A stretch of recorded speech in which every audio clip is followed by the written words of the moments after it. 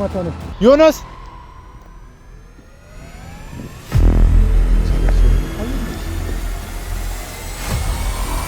ልቀቀኝ። ማን አንተ? ዝም ብለህ ልቀቀኝ። ማን ሲጀመር የትም አልሄድም። ልቀቀኝ። ምንድን ነው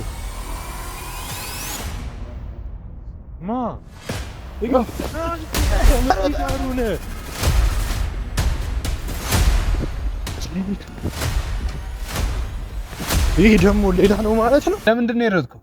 ነገርኳችሁ። በቃ የረድኩትማ እናንተ ወንጀል እየሰራችሁ መስሎኝ እኔም ደንግጬ ነው ከእናንተ እሱን ራስን ልጠይቀኝ መልስ። ስለምን ልጅ ነው የምታወራው?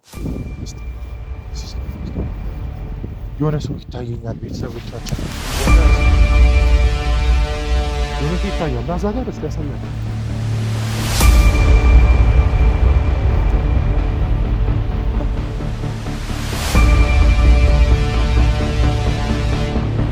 በጣም ጥቅጥቅ ያለ ጫካ ከመሆኑ የተነሳ በቃ ወዴት መሄድ እንዳለብኝ ሁላ ግራ እየገባኝ ነው። እሺ ምንድን ነው ፍላጎቱ? ቁጭ በልና